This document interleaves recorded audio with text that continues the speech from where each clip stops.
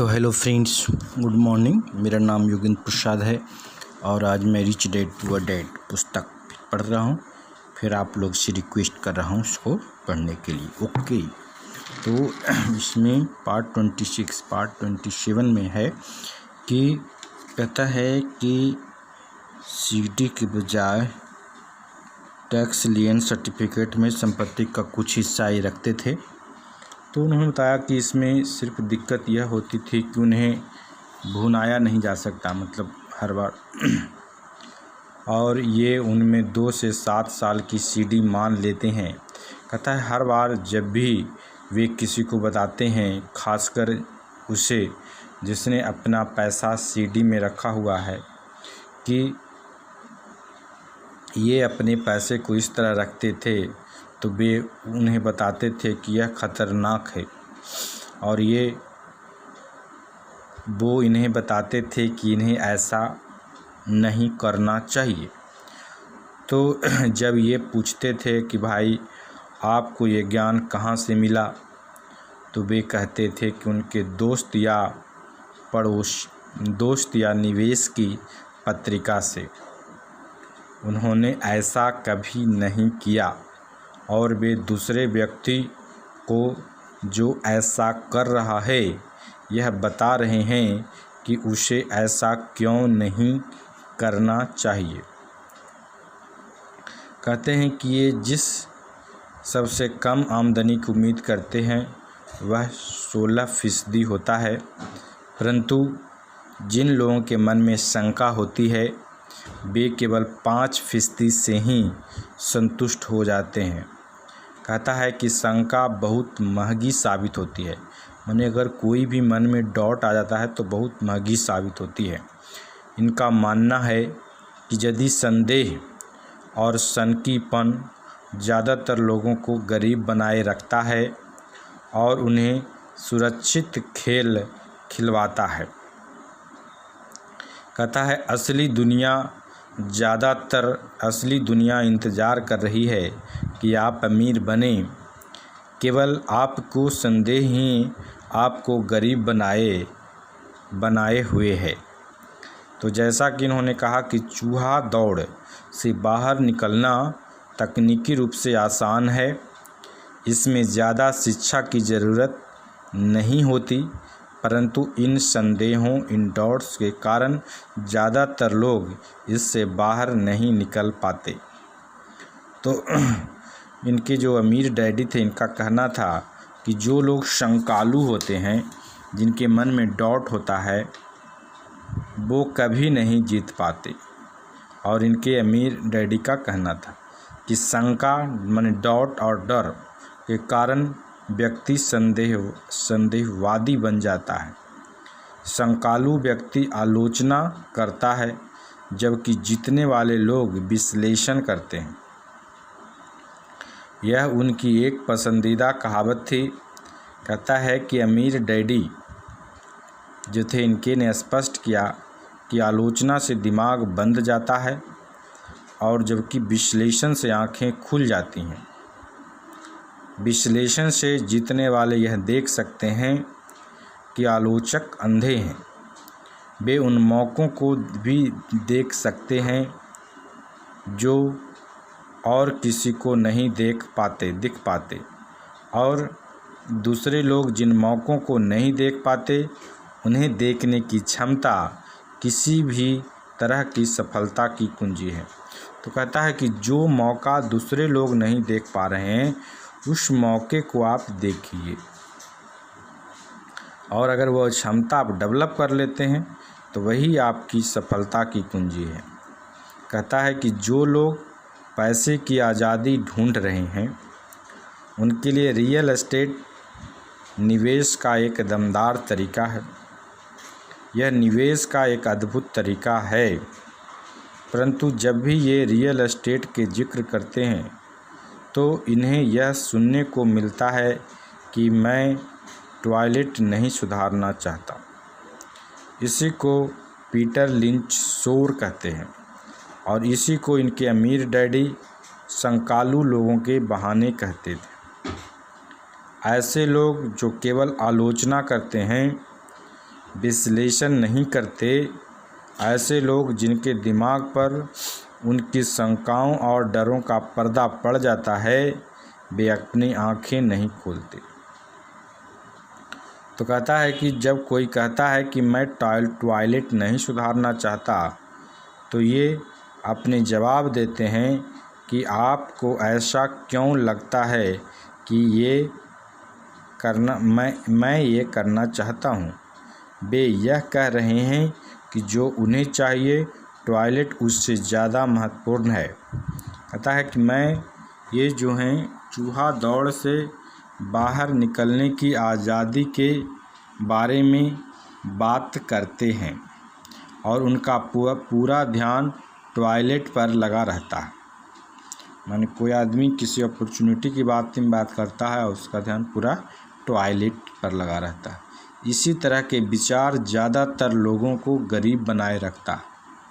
इसी तरह के विचार ज़्यादातर लोगों को गरीब बनाए रखते हैं। ये विश्लेषण करने के बजाय आलोचना करते हैं। विश्लेषण करने के बजाय आलोचना करते हैं। कहता है कि मैं नहीं करना चाहता आपकी सफलता की कुंजी को अपने अंदर समाये रहता है। मैं नहीं करना चाहता आपकी सफलता की कुंजी को अपने अंदर समाये रहते हैं। तो इनके अमीर डैडी का कहना था। चूँकि ये टॉयलेट ठीक करने में ज़्यादा रुचि नहीं रखते, इसीलिए इन्होंने एक प्रॉपर्टी मैनेजर की तलाश कर लेते हैं जो टॉयलेट ठीक करने का ध्यान रखते हैं। घरों या अपार्टमेंट को चलाने के लिए एक बढ़िया प्रॉपर्टी मैनेजर को ढूंढने के बाद इनका कैश फ्लो बढ़ जाता है। परंतु इससे भी ज़्यादा महत्वपूर्ण यह है कि एक बढ़िया प्रॉपर्टी मैनेजर इन्हें और ज़्यादा रियल एस्टेट खरीदने का मौका देता है, क्योंकि इन्हें टॉयलेट का ध्यान नहीं रखना पड़ेगा। एक बढ़िया प्रॉपर्टी मैनेजर रियल एस्टेट में सफलता की कुंजी है। कहता है इनके लिए रियल एस्टेट से भी ज़्यादा महत्वपूर्ण है एक अच्छा मैनेजर खोजना। प्रायः किसी बढ़िया प्रॉपर्टी मैनेजर को अच्छे सौदों के बारे में पहले से पता चल जाता है, जबकि रियल एस्टेट एजेंट को बाद में पता चलता है, जिस कारण वे और भी ज़्यादा मूल्यवान हो जाते हैं।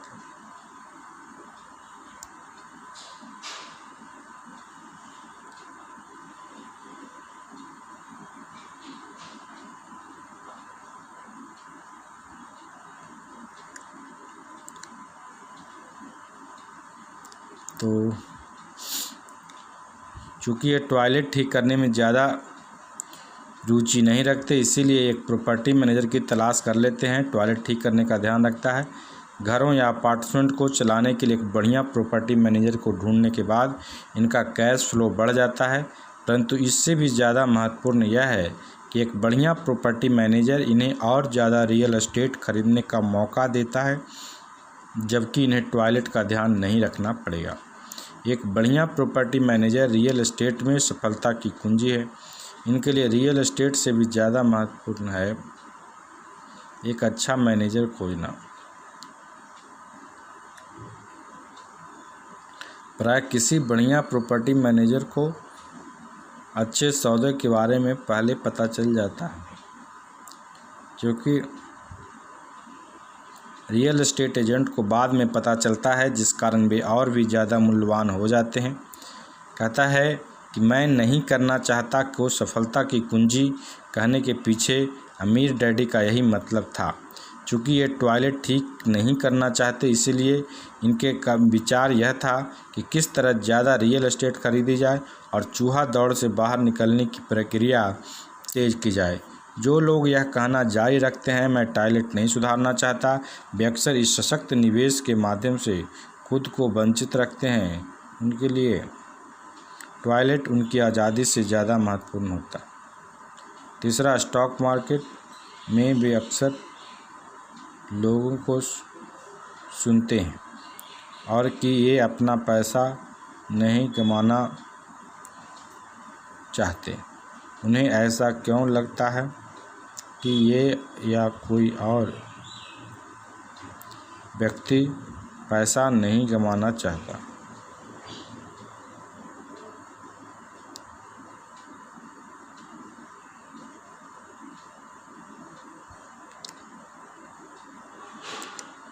तो ये इनका खुद और ये सशक्त निवेश माध्यम से खुद को वंचित रखते हैं। उनके लिए टॉयलेट उनकी आज़ादी से ज़्यादा महत्वपूर्ण होता है।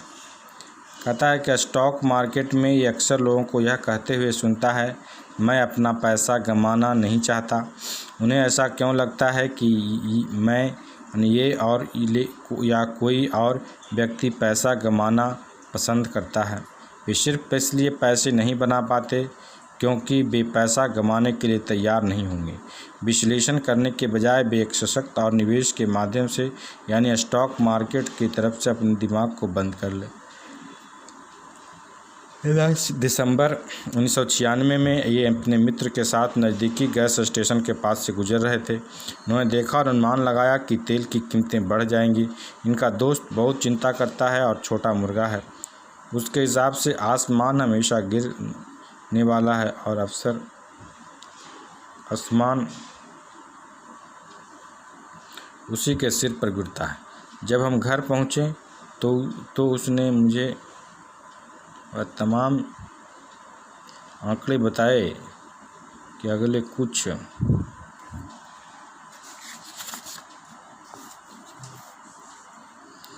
सालों में तेल की कीमतें क्यों बढ़ेंगी। यह आंकड़े उन्हें पहले पता नहीं थे। हालांकि ये वर्तमान ऑयल कंपनी में बहुत से शेयर खरीदे हुए थे। उस सूचना के आधार पर इन्होंने तत्काल एक नई ऑयल कंपनी की खोज शुरू कर दी जिसे उसके वास्तविक मूल्य से कम आंका गया हो। उन्होंने ऐसी ऑयल कंपनी मिल गई जो तेल के भंडारों को खोजने वाली थी। इनका ब्रोकर इस नई कंपनी को लेकर खासा रोमांचित था और 65% की दर से 15,000 शेयर खरीद लिए।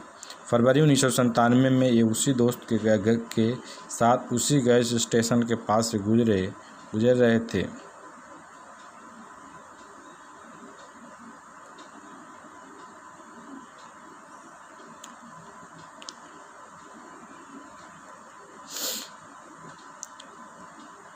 तो ऐसी ऑयल कंपनी मिल गई जो तेल के भंडारों को खोजने वाली थी। इनका ब्रोकर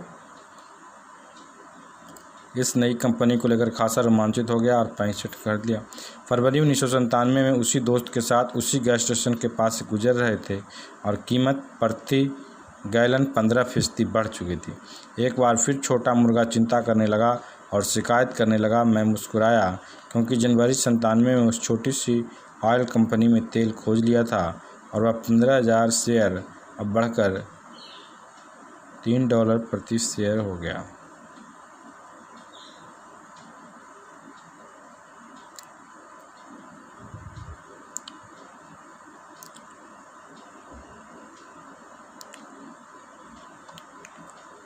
तो यहाँ तक हो गया ना। तो विश्लेषण के बजाय यह छोटे मुर्गे अपने दिमाग को बंद कर लेते हैं और ज़्यादातर लोग यह समझ लेते हैं कि स्टॉक मार्केट निवेश में स्टॉप किस तरह काम करते हैं। ज़्यादातर लोग हार से बचने के बारे में अपना ध्यान नहीं लगाएंगे, जीतने के लिए निवेश करेंगे। स्टॉप एक कंप्यूटर निर्देश है जो भाव गिरने पर आपके शेयर को अपने आप बेच देता है ताकि आपका कम से कम नुकसान हो और आपको ज़्यादा से ज़्यादा फ़ायदा मिल सके।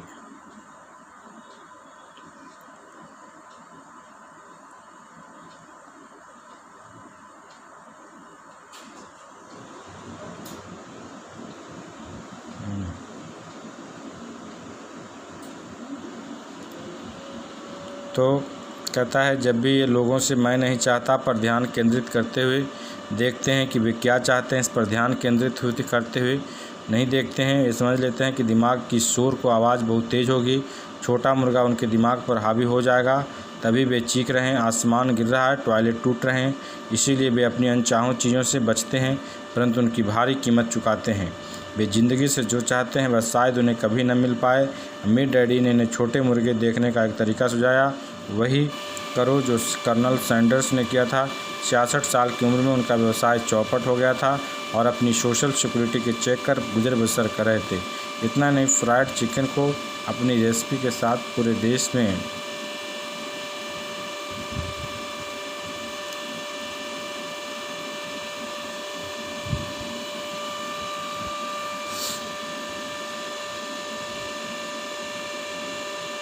कर रहे थे। इतना ही नहीं, वे फ्राइड चिकन पर अपनी रेसिपी के साथ पूरे देश में इसे बेचने की कोशिश कर रहे थे। किसी के हाँ कहने से पहले इस रेसिपी के लिए 1009 बार ना कहा गया और उस उम्र में करोड़पति बने जिस उम्र में काम छोड़कर लोग आराम करना चाहते हैं। एक बहादुर और जिद्दी व्यक्ति थे। अमीर डैडी हार्लैंड सैंडर्स के बारे में कहा करते थे कि जब भी आप शंका